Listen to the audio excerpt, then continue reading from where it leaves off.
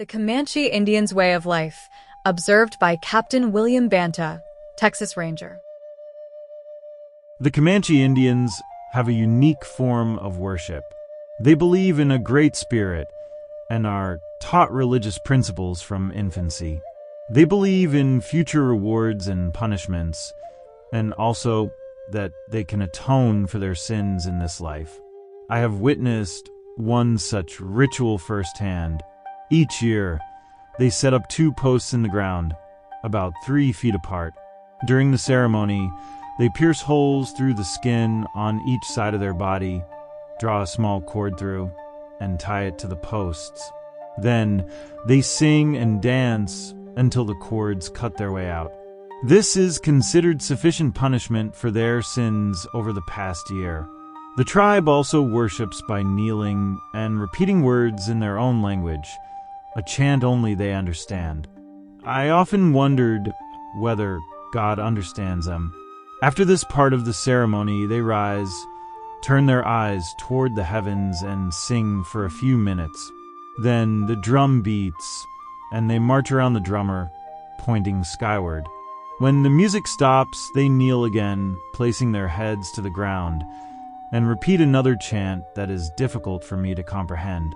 At the final tap of the drum, they rise, shake hands all around, and return to their tents.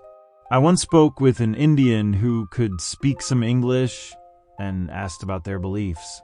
The man explained that they believe in future rewards and punishments. When asked if he believed in God, he replied, "Me believe in good spirit." I then asked, "Do you believe in resurrection from the dead?" He answered, "A good Indian die, he come alive again. Come in a good land, plenty game, all gentle. No snake, no sika, no fighta, no colda, no hoda. No die anymore. And what about the bad Indians? Bad Indian die. Come alive again. Come to a bad land.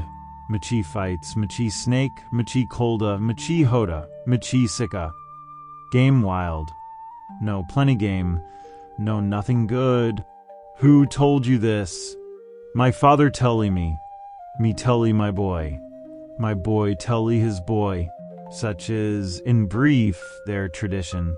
When an Indian dies, he is buried with his gun or bow and arrows, tomahawk, butcher knife, and 3 days' provisions, as well as flint, steel, and tobacco. Among these Indians are medicine men who carry pouches filled with herbs and roots. They visit the sick like our doctors, but use teas and natural remedies instead of calomel. They have a deep fear of bloodletting and often steam their patients to sweat out fevers. Their method of preparing food is simple. They boil water in a vessel, add finely chopped meat and ground corn, prepared by rubbing the kernels between 2 rocks until finely pulverized, and season it with an abundance of red pepper. When cooked, they pour the food into a basin, sit in a circle on the ground, and take turns eating with a single spoon made from buffalo or cow horn. A large pipe follows the spoon until the meal is finished. One of their favorite dishes is grasshoppers. They dig a hole in the ground, build a fire, and then go on a grasshopper hunt. When they have gathered enough, they toss them onto the embers, stirring them like corn until they are browned. Then, using a paddle, they lift them from the ashes and eat them. Their physical training is impressive. To build endurance, young warriors run each morning before eating. A stake is set 1 mile east of camp, and as the sun rises, the young men run toward it, increasing their speed as they near the post. After reaching it, they walk back leisurely. This practice strengthens their eyesight and develops stamina. When hunting on the open prairie, they use clever tactics to approach deer or antelope. Sometimes, they attach tall weeds to their belts to conceal themselves and creep slowly toward their prey. Other times, they wear animal hides to blend in. Their skills and way of life allow some to live to an old age. They consume little salt, no stimulants, and nothing extremely hot or cold. They eat only when hungry, relying mainly on meat, wild fruits, and nuts like pecans and acorns, which they gather and store for winter. The elderly are well cared for by the younger members of the tribe.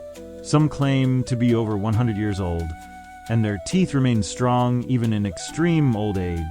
I encountered one white man among them during the treaty negotiations at San Saba in 1852.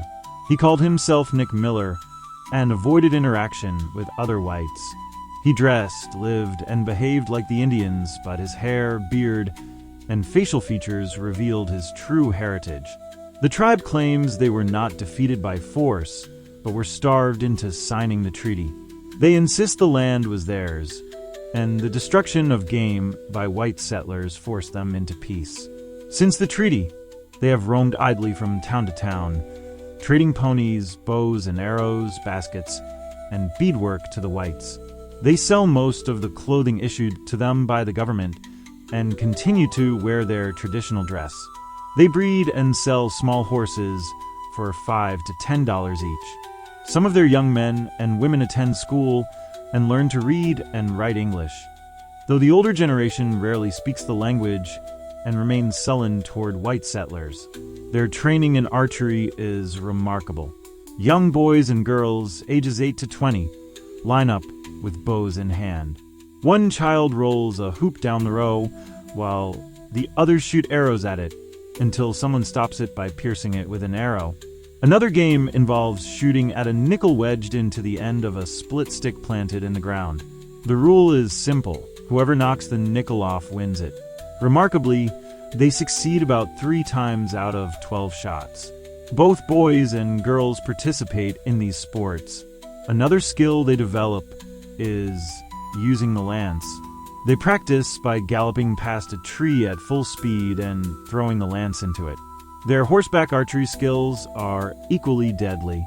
They can fire arrows with precision while riding at full speed, sometimes hanging off one side of the horse, using the animal as a shield. If necessary, soldiers would shoot their horses to unseat them, as it was often impossible to hit the riders. In battle, they fight in a unique formation, spaced 8 to 10 feet apart, constantly moving except when shooting. Their agility makes them difficult targets. The best weapon against them is a double-barreled shotgun, as hitting them with a rifle or pistol is nearly impossible. When they see their enemy reloading, they charge with terrifying war cries. However, a bold stand with well-placed shots often forces them to retreat. They are fiercely protective of their wounded and dead, rarely leaving them behind. If a warrior is too injured to fight, he is carried to the rear, and little attention is given to him during the battle. If they must retreat, they hide their dead and wounded off the main trail, returning later to bury or retrieve them. Their method of carrying the wounded is simple.